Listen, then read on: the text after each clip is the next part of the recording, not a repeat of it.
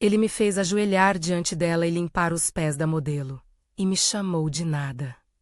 Quando eu conto essa frase, as pessoas costumam prender a respiração como se estivessem assistindo a uma cena de filme, mas não era filme. Era minha casa, minha família, a minha vida inteira se dissolvendo em risos e o brilho de uma bolsa de grife. Eu lembro do cheiro do salão de festas, perfume caro, álcool diluído, velas que piscavam como se nada estivesse acontecendo. Lembro do som dos talheres, do estalo seco de uma gargalhada que atravessou a sala e me perfurou. Lembro muito bem do peso daquele pedido menos ajoelhar, pegar o pano. Limpar os pés dela menos, como se me pedissem para varrer fora da minha própria existência. Eu me chamo Ana. Tinha 38 anos naquela noite. Casada havia 12 com o Marcos, o homem que eu acreditava ser meu porto. Não éramos ricos de ostentar. Éramos a família que se ajeitava, contas divididas, almoço de domingo com sogros, pequenas viagens no feriado. Havia conforto nas rotinas que a gente constrói sem perceber, o café deixado na mesa, a toalha estendida, a mão no ombro à noite. Eu trabalhava meio período numa loja de decoração. Ele dirigia uma empresa de consultoria que parecia crescer devagar, sólido, invisível. A vida não era sem falhas, claro, mas era nossa. Se havia sinais antes daquela noite, eu os vi em pequenos cortes, como fios soltos numa roupa que eu ainda achava inteira. Cartões de visitas que eram deixados na sala. Um perfume que às vezes eu sentia no casaco dele e que não era o cheiro que eu escolhíamos juntos no mercado. Ele começou a chegar tarde com desculpas plausíveis, reuniões que se prolongavam, viagens repentinas, compromissos que eu não deveria questionar. Eu fui colocando as coisas num gaveteiro mental, justificativas, autopunições. Dizia a mim mesma que o casamento é sempre uma renegociação, que todos erram, que o amor é trabalho. Queria acreditar nisso. Ao mesmo tempo, fui percebendo mudanças menores, a maneira como ele me olhava em público. O riso que se tornava condescendente quando eu fazia alguma pergunta. O modo com que escolhia palavras que me empurravam para a margem, pequenas humilhações disfarçadas de brincadeira. Eu comecei a sentir um cansaço que vinha do fundo do corpo, não só o trabalho, mas aquela sensação de prestar contas a alguém que já não me via. Havia noites em que o quarto dividido parecia um território hostil e o silêncio entre nós era mais pesado do que qualquer briga. Eu disse a mim mesma que era fase. E quando se aceita muito tempo o que machuca, o machucar termina parecendo natural. O convite para aquela festa veio como tantas outras pequenas rupturas. Um evento da empresa dele. Um lançamento. Uma confraternização com clientes e modelos que desfilavam nas campanhas que a empresa ajudava a financiar. Vai ser rápido, ele disse. Apenas venha, por favor. Talvez eu deveria ter recusado. Talvez deveria ter saído antes que a noite escalasse para o que se tornaria uma ferida pública. Mas eu fui. Porque ir me parecia a coisa certa a fazer. E porque naquela época eu ainda acreditava que permanecer era um ato de casamento, não de sofrimento. No salão havia luz demais. As pessoas estavam todas bonitas, as mulheres com vestidos que pareciam ter sido cortados para causar inveja. Os homens com relógios aparentes e sorrisos programados. Eu me senti fora de lugar, com minha blusa simples e meus sapatos baixos, um peixe em aquário de cristal. Não houve cena dramática antes, nada que indicasse o que viesse. Ele cumprimentou conhecidos, beijos rápidos na bochecha, abraços, aquela rotina social que confirma status. E então ela apareceu alta, voz retumbante, postura treinada para ser notada. Seus sapatos brilharam sob as luzes. O riso dela foi um som que me partiu ao meio, porque eu compreendi, naquele segundo, que eu não era mais a mulher ao lado do homem que eu amava. Eu era um detalhe no cenário que o exaltava. Quando ele me chamou, pediu para que eu limpasse os pés dela. Foi como se uma corda tivesse sido puxada no centro da sala e eu tivesse caído. A ordem foi simples. feita com a mesma naturalidade com que se pede um copo de água. Vê se limpa com cuidado, ele disse. Havia pessoas ao redor, sorrisos, pessoas fingindo que era só uma piada, mas a piada tinha veneno. Aquele pano que me deram cheirava a desinfetante barato. Eu senti o suor nas minhas palmas. O sapato dela estava manchado com algo que eu não conseguiria descrever, talvez terra. Talvez o resíduo de 1000 caminhadas. Talvez o rastro de outras vidas que nunca deveriam ter sido minhas para limpar. Eu ajoelhei, as rodilhas tocaram o tapete. O tecido raspou na pele. A sensação foi de uma engenharia cruel. Eu, que sempre fui cuidadosa com o lar, agora sendo reduzida a serviço de espetáculo. Os flashes de celulares cortavam a escuridão como pequenos estilhaços. Vi rostos inclinados, composições de likes e risos prontos. Foi aí que ele disse menos com a mesma calma com que se fala da previsão do tempo menos a palavra que virou tudo: você é nada. Não deu para acreditar que aquelas 2 sílabas teriam tanto poder. O som do nada se esticou na sala e cravou como farmaco na carne. A primeira reação foi física. Os ouvidos zumbiram, minha visão estreitou, e uma vontade primitiva de cobrir o rosto, sumir, apagar. Eu poderia ter gritado. Eu poderia ter puxado o braço dele, atirado o pano no chão, dado àquele sapato um destino que ele merecia. Em vez disso, algo dentro de mim se fechou. O ruído externo virou um túnel. Lá dentro, encontrei uma voz pequena dizendo para não botar fogo na casa inteira por conta de um fósforo. Havia crianças na festa. Havia pessoas que eu não queria assustar. Havia minha própria economia. O que eu ganhava, o que perdíamos. A razão sussurrou medo. E eu obedeci. Quando voltei para casa naquela noite, a casa parecia diferente, menos as cortinas como uma dobra que eu nunca percebera. Ele entrou e foi direto para a suíte, como se nada tivesse acontecido. Eu fiquei no sofá, as mãos inquietas, repetindo mentalmente as palavras que me tinham sido atiradas. Nada, a palavra abria um precipício. As semanas que se seguiram foram um borrão de silêncio e pequenas humilhações cotidianas. Ele começou a me excluir de algumas redes sociais. Eu percebia, onde ele aparecia ao lado dela menos o corpo dela ocupando o espaço que antes era meu em álbuns digitais. Em encontros, ele fazia comentários finos sobre minhas roupas, sobre minha sensibilidade. A vizinhança cochichava.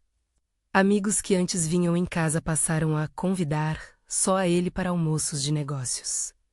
Eu sentia a casa se esvaziar de mim. Em festas, as pessoas que me olhavam com pena eram as mesmas que, semanas antes, sorriam por educação. A vergonha me transformou. Comecei a aceitar convites de última hora para trabalhar. Porque ficar em casa era enfrentar o eco daquela palavra. E foi no silêncio desse período que uma decisão fundamental começou a tomar forma. Não do jeito explosivo que os filmes imaginam, com fogos e confrontos, mas como uma calma que corrige a direção de um barco. Eu percebi que se podia ser rasgada em público e morrer em silêncio, ou rasgada e costurar um novo corpo com as próprias mãos. O que eu não queria era que a minha história terminasse ali, com a imagem daquele pano no chão. Eu queria que ela tivesse outro destino. Não abracei a ideia de imediato. Havia dias em que me arrastava pela casa pensando em nada, observando manchas nas paredes como se elas fossem provas de uma vida que eu não reconhecia. Em outros dias, comecei a juntar fatos, pequenas sementes de verdade que mais tarde floresceriam em algo maior. Não foi por bravura. Foi por cálculo simples. Humilhação pública precisa de prova pública para ser revertida. Antes de seguir, se essa história está mexendo com você, se inscreve no canal e compartilha com alguém que precisa ouvir que a dor pode virar direção. CTA leve e natural, feito para quem está buscando se reerguer. As coisas que comecei a guardar não eram dramáticas, mensagens antigas. Prints de conversas onde ele fazia comentários que hoje eu via com clareza como desdém. Fotos do evento onde aparecia a modelo encostada no meu marido com a naturalidade de quem conquista um troféu. E um áudio que uma amiga havia me enviado por acaso, uma gravação de uma conversa num corredor, onde se ouvia uma risada e um comentário meu marido fez, algo que eu nunca teria imaginado gravar. Era ralo, era cotidiano, mas era prova. E prova, eu aprendi, é algo que muda o jogo. Procurei Marina, minha amiga de escola, uma mulher direta que tinha um pequeno negócio de assessoria de imagem.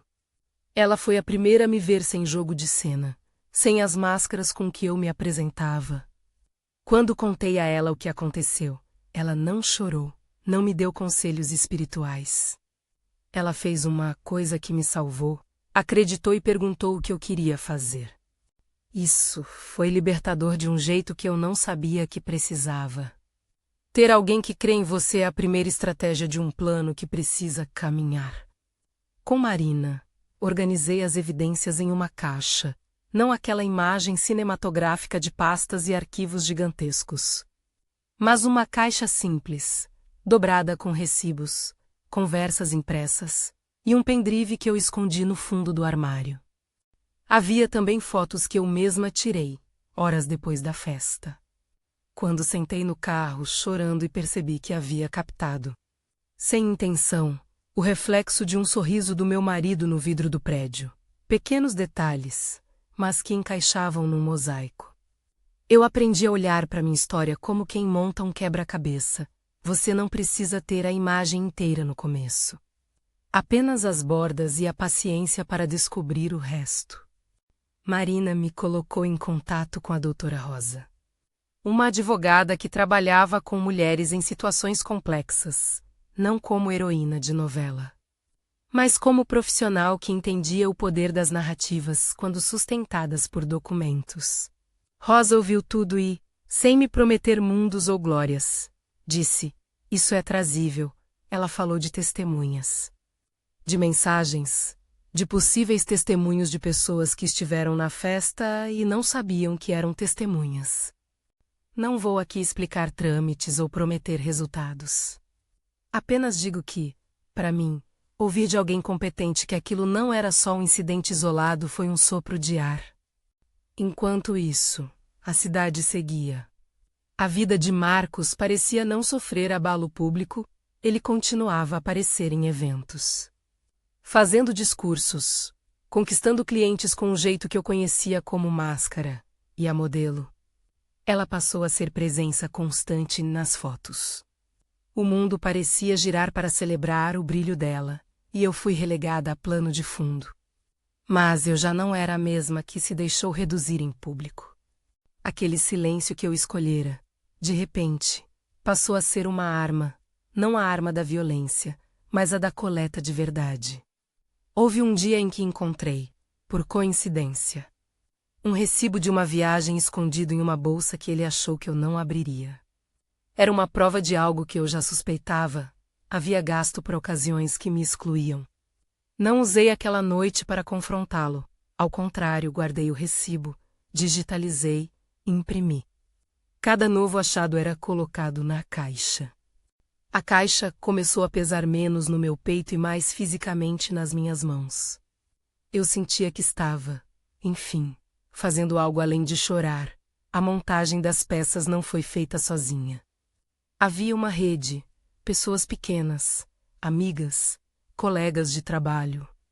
Até uma vizinha que presenciou uma discussão no corredor e concordou em prestar um depoimento se necessário. Havia um recepcionista do salão que se ofereceu para verificar as câmeras do evento. Eu digo se ofereceu com um tom que tenta explicar que nem todos querem se meter com as potências. Aquilo tudo me dera a impressão de que, quando se juntam pequenas vontades, a injustiça perde chão. Enquanto acumulava provas, fui reconstruindo meu próprio trabalho. Decidi aumentar as horas na loja de decoração. Transformar a dor em uma busca por independência foi um ato que não deu resultado da noite para o dia, mas me dava sustento e me reconectava ao que eu era capaz de fazer. Marina ajudou a montar uma estratégia de imagem, não para me transformar em aquilo que eu não era, mas para recobrar presença. Eu aprendi a editar minha própria história, a escolher o que contar e como. A minha voz começou a soar novamente, não como pedido de desculpas, mas como reivindicação. Houve momentos de dúvida. Em casa, quando ele chegava e dizia um oi distante, eu sentia uma fisgada que me lembrava a antiga dependência. Em dias ruins, o espelho parecia devolver a imagem de uma impostora.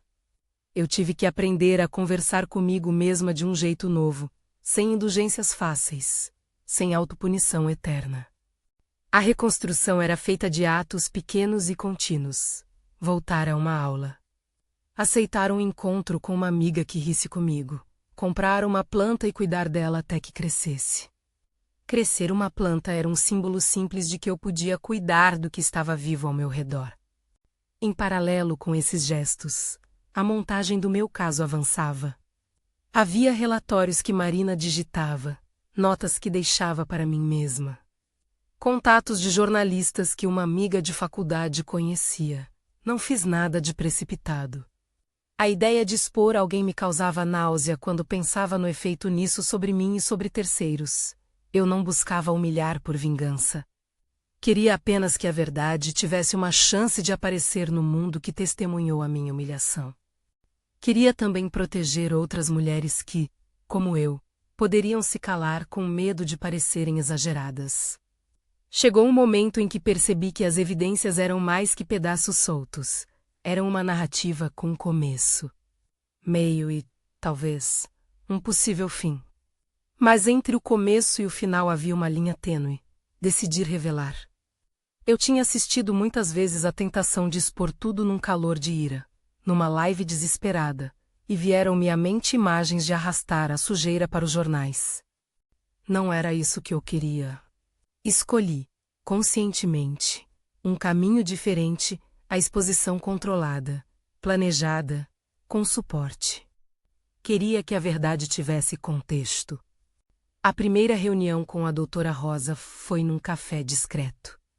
Longe do meu bairro, numa mesa que nos permitiu falar, sem sermos ouvidas. Rosa colocou tudo em termos práticos, provas, testemunhas, impacto público. Ela não prometeu vitórias. Prometeu metodologia. Saí de lá com duas coisas: um plano e a sensação de que a minha caixa tinha se tornado um peso significativo. Você está pronta para isso? Ela perguntou. Eu pensei em dizer que não, mas respondi sim.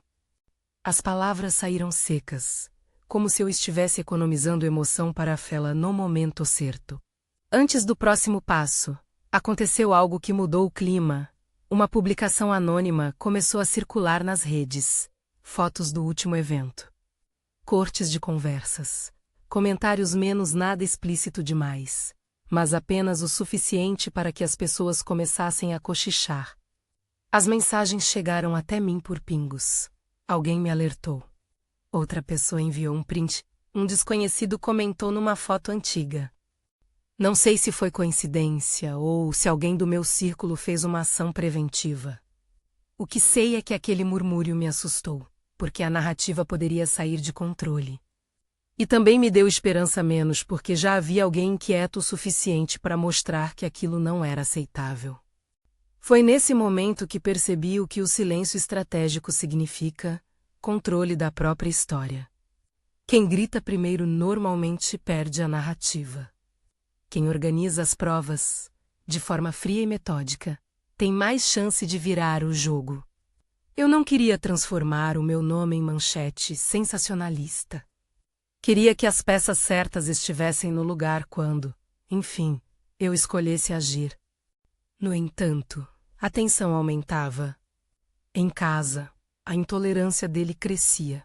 Pequenas provocações tornam-se mais frequentes, perguntas sobre minhas saídas, recados secos, mensagens com duplo sentido. Em público, ele alternava entre a diplomacia social e o tom de dono de palco. Eu comecei a perceber que a estratégia dele, se é que havia uma menos, era simples: diminui lá até que ela desapareça. Mas eu não ia desaparecer. Isso, por vezes, parecia o maior ato de coragem que eu era capaz de produzir, continuar. Um episódio pequeno, porém revelador, aconteceu numa tarde. Ele convidou amigos para ver um jogo em casa, e eu fiquei na cozinha preparando petiscos. No auge da festa, a modelo apareceu. Atravessou a sala como se fosse o centro de um desfile improvisado, e de súbito deixou um copo cair no chão perto de mim. A cena era trivial. A escolha dela de caminhar exatamente por ali, talvez nem tanto. Ela olhou para mim com um ar de desafio quase lúdico, e por um segundo, senti todos os olhares me medindo.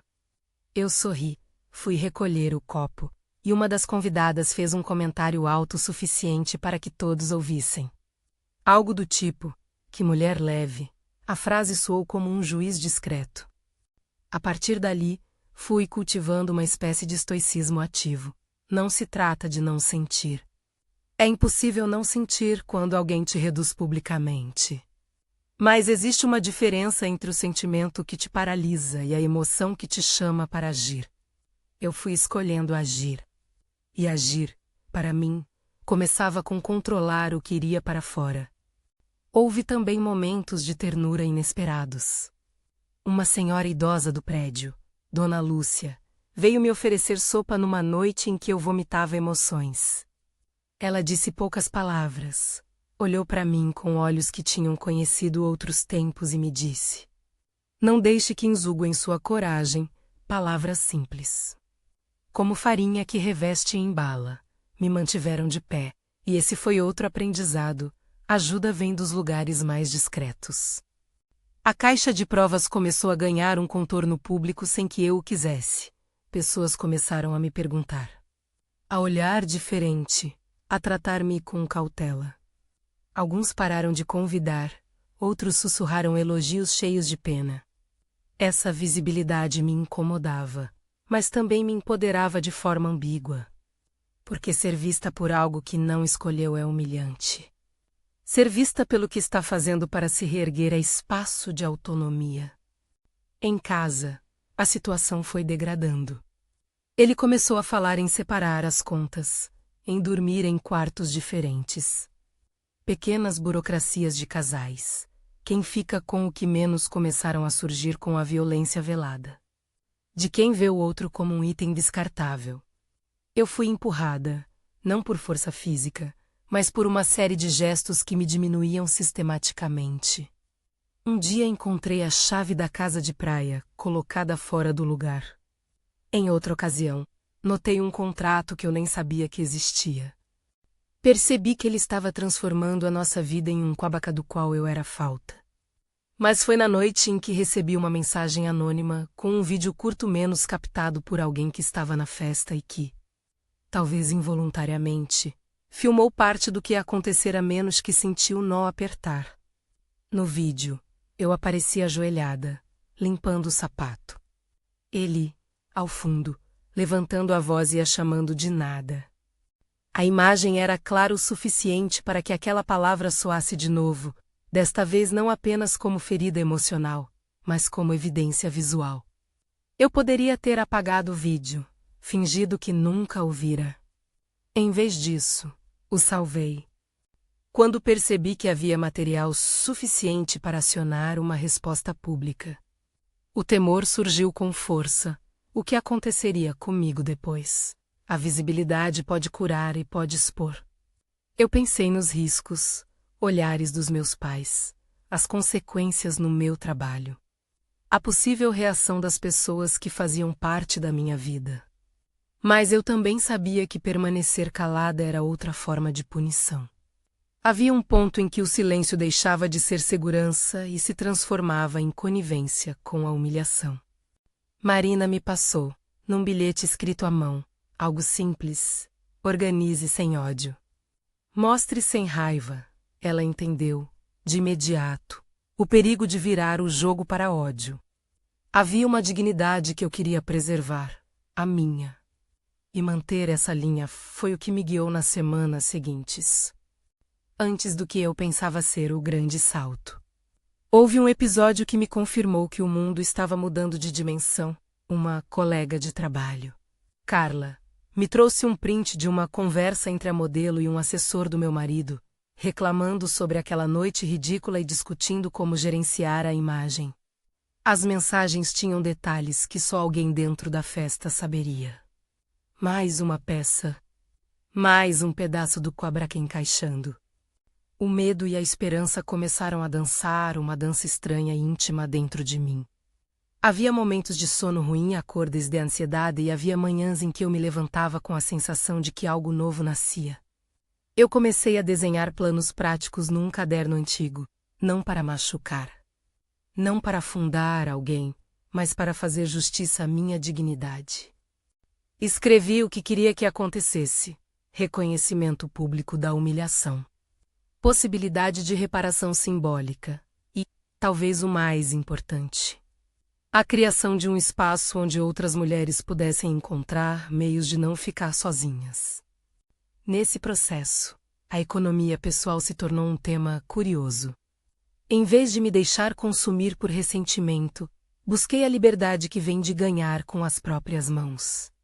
Trabalhei mais horas, negociei novos clientes para a loja, comecei a vender pequenas coleções feitas por mim. A independência financeira não apagou a dor, mas deu base para as minhas decisões. Quando alguém me pergunta hoje se foi vingança, eu respondo: não. Foi autonomia. Uma tarde, ao abrir a caixa de provas, percebi que aquilo já não era apenas um punhado de documentos. Era um mapa do que eu sofrera e do que eu poderia transformar. Havia fotografias, mensagens, recibos, depoimentos escritos por quem topou colaborar. E havia também cartas que eu escrevi para mim mesma. Cartas que eu não enviaria nunca menos, onde tornava possível dizer tudo o que senti naquele ano.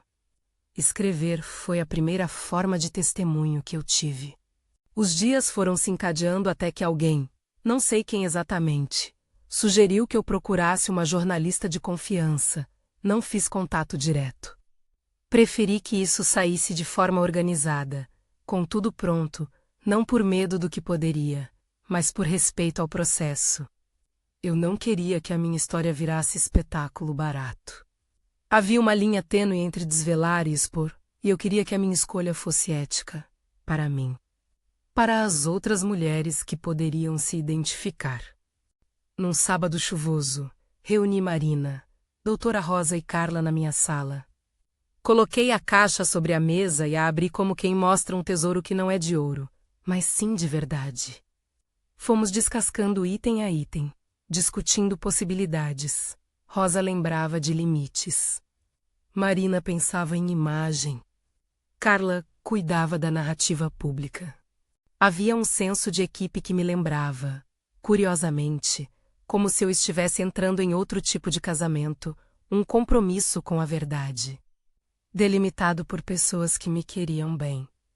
Decidimos que a melhor forma não era explodir tudo de uma vez. Planejamos uma sequência, confirmação do que tínhamos. Preparar depoimentos e escolher o momento certo para tornar público. Nada de sensacionalismo, nada de agressão. Era como montar um roteiro onde eu seria protagonista, mas não vítima frágil. Queria, sobretudo, escolher a hora em que eu me sentiria capaz de olhar nos olhos de quem me ouvisse e dizer a verdade sem destruir o outro nem a mim. Enquanto isso, o ambiente com o Marcos continuava tenso. Ele percebeu minha mudança, talvez por instinto, talvez porque os sinais eram claros. Começou a variar entre ameaças veladas e tentativas de retorno que soavam falsas. Uma vez, deixou um bilhete em cima da pia. Podemos conversar. E eu, pela primeira vez, respondi com frieza. Não soube se aquilo feriria, mas entendi que eu estava fazendo algo que exigia concentração, manter minha narrativa intacta. E assim chegamos a um ponto em que tudo estava pronto na superfície para um confronto controlado, as provas organizadas, a equipe alinhada, a vontade forjada. Havia apenas uma peça que me segurava menos o momento certo. O medo do impacto público ainda me visitava. Eu sabia que, mesmo com todo cuidado, haveria ruído, críticas, tentativas de minimizar. Mas a alternativa era viver encolhida por tempo indeterminado, como se a humilhação fosse terreno para sempre. Numa tarde, na véspera de um evento importante para a empresa dele, quando ele planejava aparecer para um jantar com clientes e parceiros, senti que havia chegado a hora de decidir como eu iria agir. Marina sugeriu que eu fosse presente, não para pedir nada, mas para deixar claros alguns fatos, se necessário. Rosa preferiu outro caminho, apresentar material previamente a alguém de confiança. Eu caminhei na minha sala com a caixa nos braços e pensei em todas as vezes em que me ajoelhei, literalmente e metaforicamente, por medo de perder o pouco que tinha. Pensei nas vezes que engoli a palavra, na mulher que chorou no carro e naquelas que não têm voz. Na noite que precedeu o evento, fui até o espelho e, pela primeira vez em muito tempo, falei alto para mim mesma: você não é nada. Você é.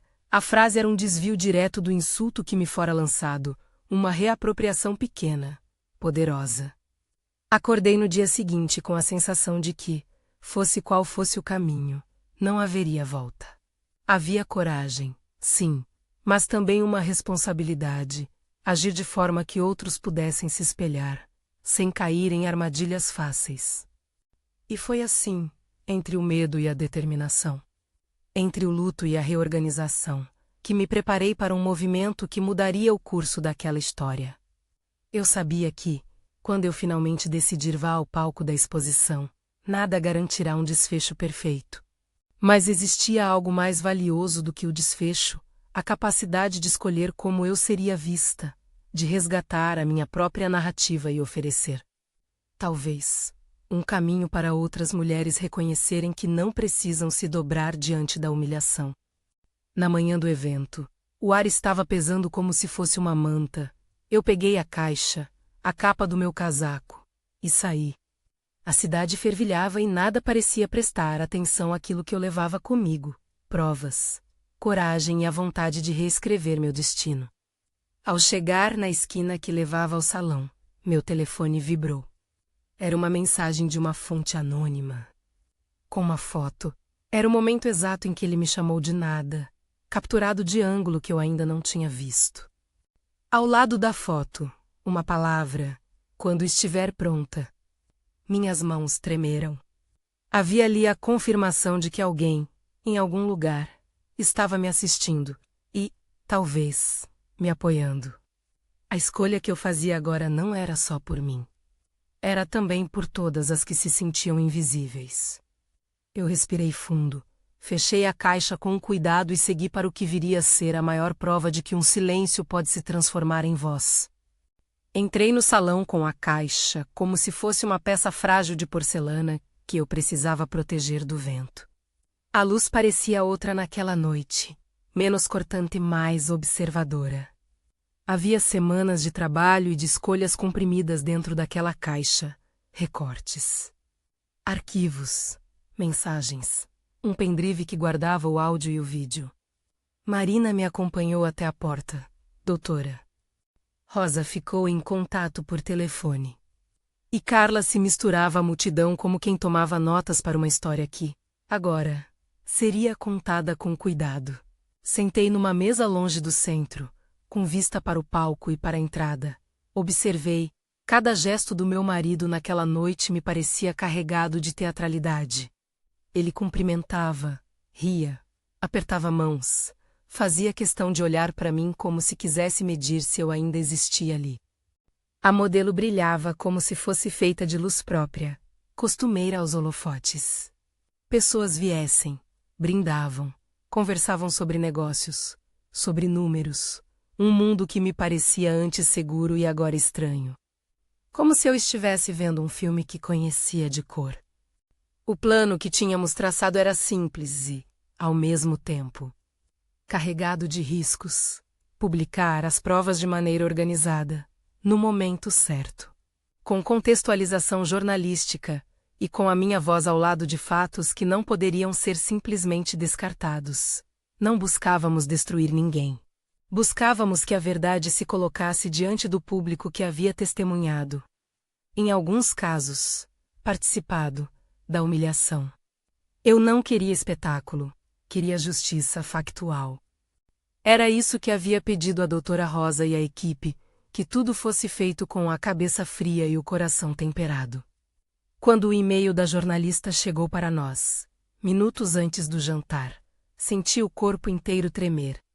Era a confirmação de que haveria publicação naquela noite, organizada de forma que as peças se encaixassem. A matéria não era acusatória no tom. Era jornalística, fatos, imagens, testemunhos, e a minha palavra colocada junto daqueles elementos. Havia ainda um pedido de cautela, nada inflamado, nada sensacionalista. Eu reli a mensagem 3 vezes e, pela primeira vez em meses, senti paz num gesto simples: decidir. Poucos minutos após o começo do evento, as luzes do salão diminuíram. Projeções iam aparecer em telas laterais, num formato que os organizadores defendiam como surpresa multimídia. Eu já sabia que não seria exatamente uma surpresa para todos. Em minha mão, o copo parecia pesar mais do que uma taça de cristal. Senti um aperto no peito e pensei em todas as noites em que jurei que aquilo acabaria em silêncio. Pensei também em todas as vozes pequenas que me ajudaram a juntar as peças que eu precisava para ser ouvida. Quando a projeção começou, não foi espetacular. Primeiro, uma manchete discreta, depois o vídeo. Vi, novamente, minhas próprias mãos ajoelhadas, o pano úmido, a luz do salão cortando o rosto da modelo, o sorriso ruidoso de pessoas que antes eu chamara de amigos. E então a palavra, nada. Ouvi minha respiração e percebi que não era a única. Havia um ruído pelo salão, um som que não era exatamente choque, mas uma mudança de humor, uma percepção coletiva. Alguns celulares se levantaram, telas foram cobertas por reflexos, conversas cessaram. Marcos ficou pálido. Ele havia planejado, como muitos homens que se acham imunes, que o jogo seguiria a seu favor. Não contava com uma verdade concentrada em imagens e em vozes. Levantou-se. Tentou falar primeiro com o organizador do evento. Tentou pedir que apagassem as projeções, mas a matéria já circulava, nos celulares, nas conversas de mesa, nas notificações das redes. A prova estava lá, não era meu relato solitário. Era o que fora registrado, anotado, testemunhado. E as testemunhas existiam, prontas ou não. A reação da plateia foi um conjunto de pequenas rupturas. Alguns se afastaram, outros olharam ao redor com constrangimento. Alguns convidados que semanas antes riam de piadas às custas de outras pessoas, desviaram o olhar. Vi nos olhos de um sócio dele o início de cálculo, risco de reputação. Vi em outros uma pressa de se colocar em distância. Aquele não era o tipo de humilhação silenciosa que se aceita. Era uma humilhação factual, visível, com data e hora. E, pela primeira vez, senti que a balança que eu carregava desde a noite em que ajoelhei estava inclinando. Marcos tentou falar em voz alta, com a tentativa de transformar a situação numa mera diferença de percepção. Havia, na sua fala, a artimanha de sempre, minimizar para transformar o que fez em incidente. Ele procurou por aliados imediatos, patrocinadores, parceiros menos, mas muitos já haviam visto e lido. A modelo, por sua vez, reagiu de maneira que me surpreendeu, ficou em silêncio. Com um traço de impaciência, como se o debate não lhe pertencesse totalmente. Não vou aqui ditar sentimentos alheios.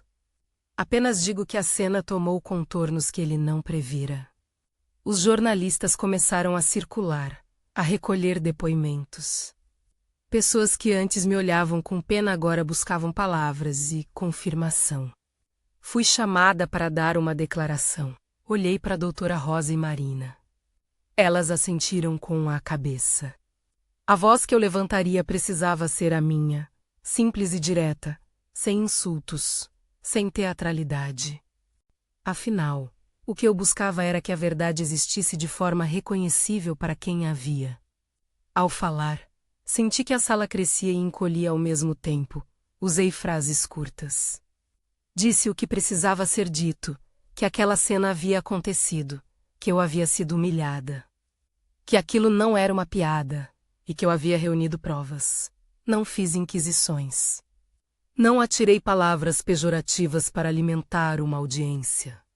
Falei com calma. Havia, na minha calma, uma certeza que subia daquilo que eu recolhera, não era só sobre mim. Era sobre a mensagem que atravessava outras mulheres. Ao terminar, ouvi aplausos tímidos, pequenos gestos de reconhecimento dentro de uma plateia dividida. Nos dias que se seguiram, a repercussão foi como um rio que não se sabe ao certo onde vai desembocar. Havia, é claro, reações adversas. Pessoas defendendo o marido por razões que iam de amizade a interesses.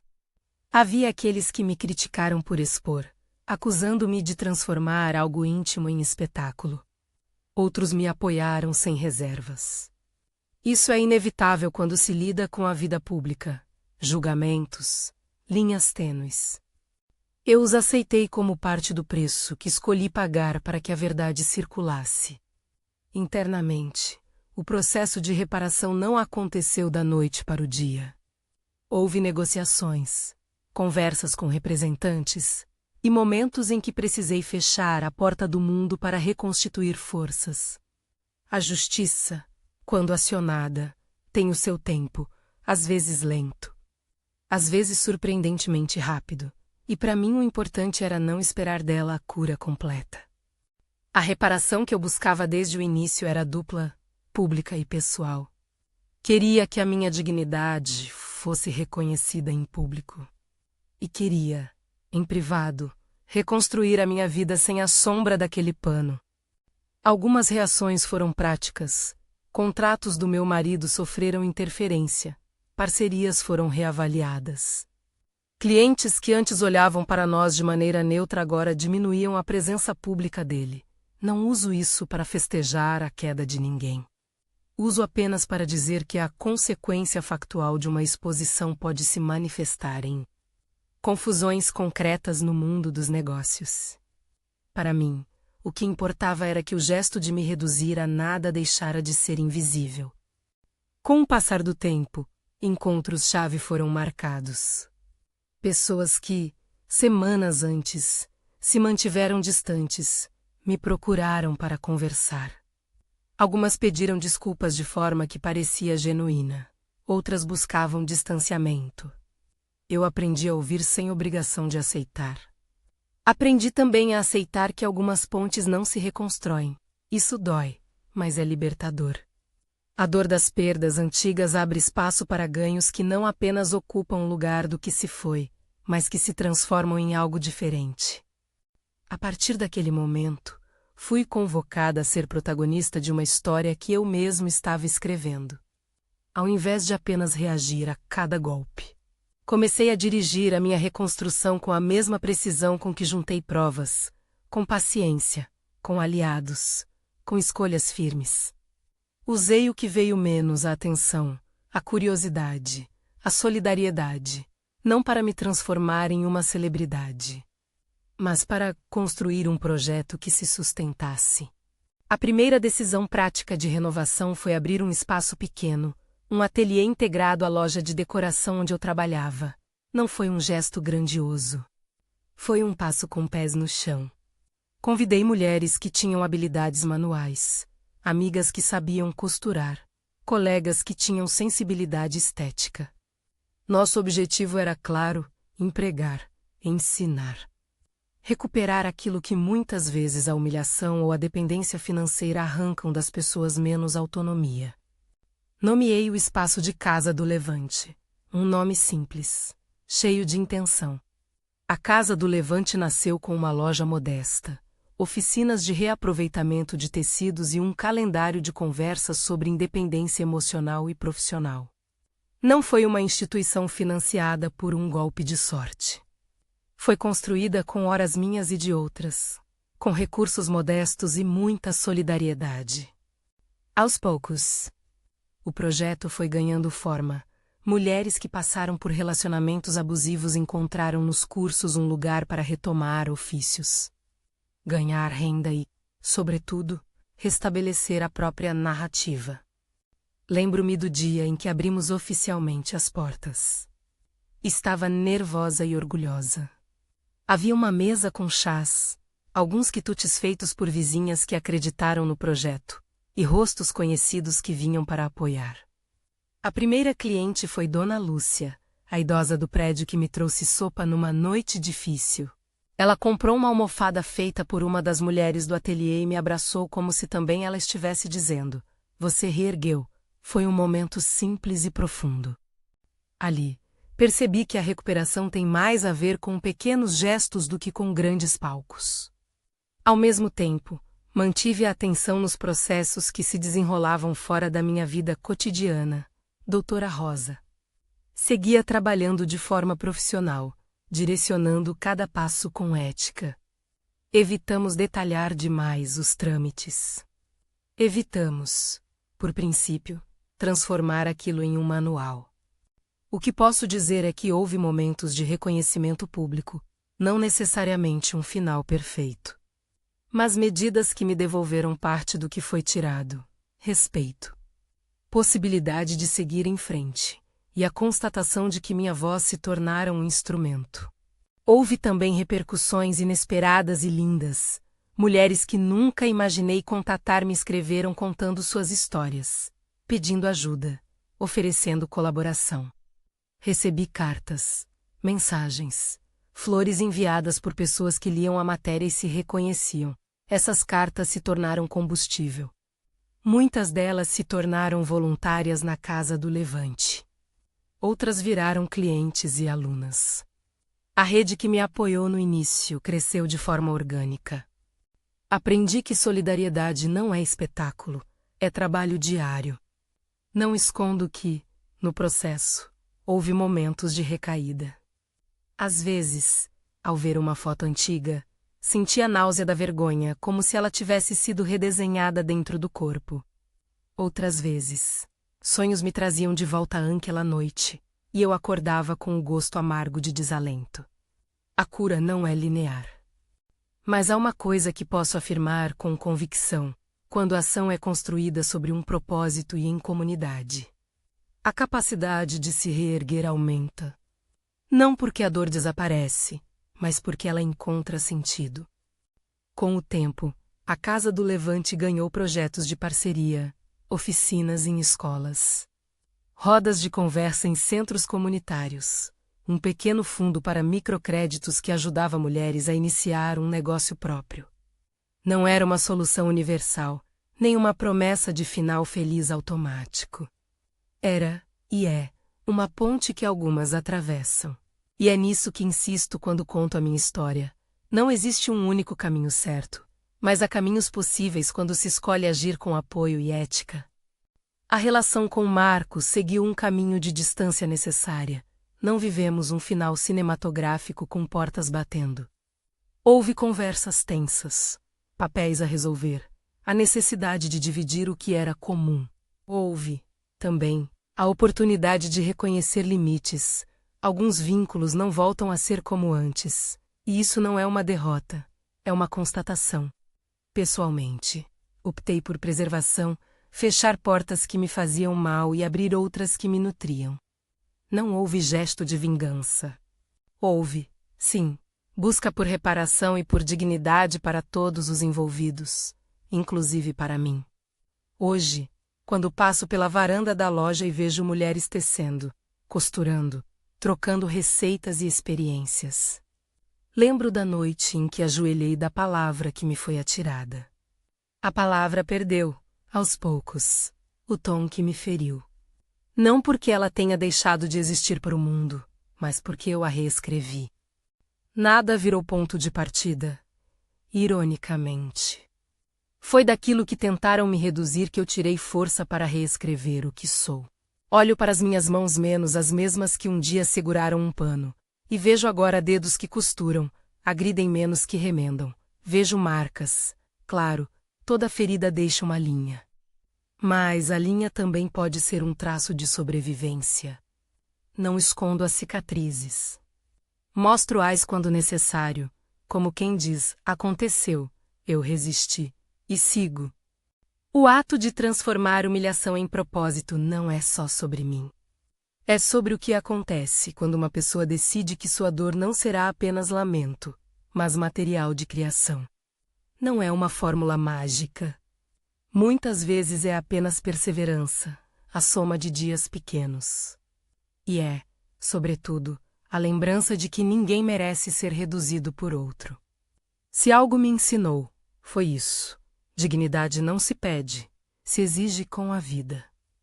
Ainda existem dias em que penso em silêncio estratégico, naquele modo de escolher quando falar e quando agir. Às vezes, a melhor resposta não é o grito, mas a construção. A minha voz, descoberta entre caixas e papéis. Valeu não só por mim, mas por todas que me disseram depois que se sentiram menos sós. Isso não apaga o que vivi, mas dá sentido ao que eu quis transformar. Se me pedirem um conselho, respondo com a mesma honestidade com que contei minha história. Cuide da sua segurança, procure apoio. Junte provas se isso lhe for possível e necessário. E, sobretudo, não aceite que alguém substitua sua identidade por um rótulo que não lhe cabe. Não dou receitas prontas. Dou aquilo que vivi, a possibilidade de escolher agir, com cautela e com apoio, sem entregar a narrativa do próprio corpo. Hoje, quando a Casa do Levante organiza uma roda, eu me sento e ouço. Muitas vezes, é preciso apenas estar presente para que a palavra do outro encontre abrigo. E quando me olham com admiração, eu sinto uma gratidão que não é por ter vencido alguém, mas por ter conseguido transformar dor em trabalho que acolhe. Não busco aplausos. Busco que outras mulheres encontrem meios de reescrever suas histórias com a própria mão. Se meu nome vira referência para alguém, que seja pela capacidade de se reerguer e de estender a mão. A palavra nada ainda aparece em meus pensamentos de vez em quando, não com o mesmo peso de antes, mas como um lembrete de onde vim. Nunca me esqueço que a dignidade é frágil quando se perde por falta de cuidado coletivo. Por isso, continuo fazendo o que faço, acolhendo, ensinando, criando espaços onde a voz é respeitada. Se esta história tocou você, se acendeu algo de coragem, convido você a compartilhar este vídeo com alguém que precisa ouvir que é possível reerguer. Se quiser acompanhar o trabalho que fazemos, há maneiras de se envolver, seja seguindo as atualizações, participando das rodas de conversa ou, simplesmente, espalhando a palavra de apoio. A reconstrução é um processo coletivo. É feita de mãos que seguram e de vozes que afirmam. No fim, o que me traz paz não é a revanche nem a queda de ninguém. É acordar e saber que domino a minha narrativa. Que minhas escolhas não são mais determinadas por medo, e que, todos os dias, junto com outras mulheres, estamos costurando uma vida que a humilhação tentou rasgar. É isso que eu quis dizer desde o começo. Não sou nada. Sou tudo aquilo que decido ser. E, se for preciso, eu voltarei a dizer, não como grito, mas como afirmação, eu sou.